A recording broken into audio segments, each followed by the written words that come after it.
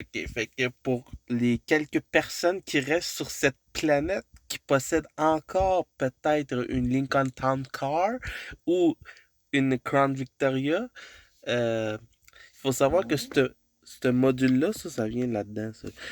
Ce module-là, pour le chaufferette, ok, il est indépendant. Ok, c'est pas avec la radio. Là. On est encore bon vieux temps où tout était indépendant. Fait que il y a un self-diagnostic là-dessus qui est intégré pour faire un diagnostic automatique pour afficher les codes d'erreur. Mais il y a une mode pour rentrer dans ça. Fait que si je mets la lumière, fait que pour rentrer dans le mode du diagnostic, vous pèsez sur Off plus position pied pour ce qui est de la ventilo. Puis ensuite Auto. Là, il rentre dans une mode de diagnostic. Il va faire tous ses tests sur chacun des actuateurs. Il faut savoir que là-dessus, il y a à peu près 5 modules électriques indépendants. 4 séparés en deux, plus un qui est pour le recyclage d'air. Là, ça, c'est les bruits des moteurs électriques. Si dès qu'un problème, un des moteurs électriques, un des moteurs, des actuateurs, il va m'afficher le code ici, 1264. Fait que 1264, c'est un code un des moteurs qui marche pas là-dessus. Fait que ça, c'est pas bon, ça. Ça, c'est pas bon. C'est pas bon du tout parce qu'ils sont cachés derrière le dash. Fait que il faut trouver le moteur qui a le code 1264. Je sais pas c'est laquelle. J'en ai changé un. Puis ça en est un autre. Fait que il y a deux moteurs pour jouer avec les positions. OK? Deux moteurs pour parce que c'est un bizone. La climatisation est bizone là-dessus. Fait qu'un côté chacun, il y a un moteur électrique pour chaque côté. euh, pour la température. OK? Pour la vitesse, ça reste pareil pour tous les côtés. Pour la température, un moteur de chaque côté. Puis sinon, pour les positions, c'est un moteur de chaque côté aussi. Fait que ça, je sais pas pourquoi c'est le même.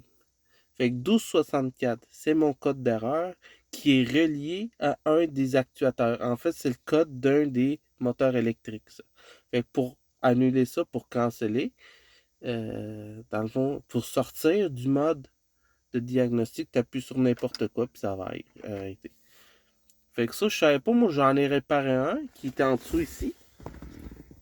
Ça m'a pris une journée, une journée quasiment. Puis là, je viens d'apprendre, grâce à cette vidéo, que j'en ai un autre qui est pété. Fait que heureusement que j'ai été à Scrap il y a 2 ans, puis il y avait un town car là-bas. Puis je l'ai démanché, là, pour donner une idée, je l'ai démanché, j'ai enlevé le dash du char. OK? Complètement. Là. Quand je te dis complètement, je l'ai pris, je l'ai viré de bout pour aller chercher. Il y en a qui sont faciles. Il y en a deux, trois que c'est facile à aller chercher. Mais il reste les deux autres qui sont hyper compliqués à aller chercher. Il faut vraiment que tu enlèves le dash du véhicule. Puis ça, c'est du dash. On n'est pas dans une. C'est 2 mètres de dash, ok? Puis ça, c'est pour enlever, c'est l'enfer. Le plus facile, c'est celui qui est en dessous du glove box, le boîte à gants. Boîte à gants, c'est facile. Ça, tu le descends, tu as des charnières. Tu as une charnière de maison. OK? Les voitures aujourd'hui, ils n'ont pas de charnière sur le glove box. C'est juste deux pins de plastique qui tiennent deux bouts de plastique.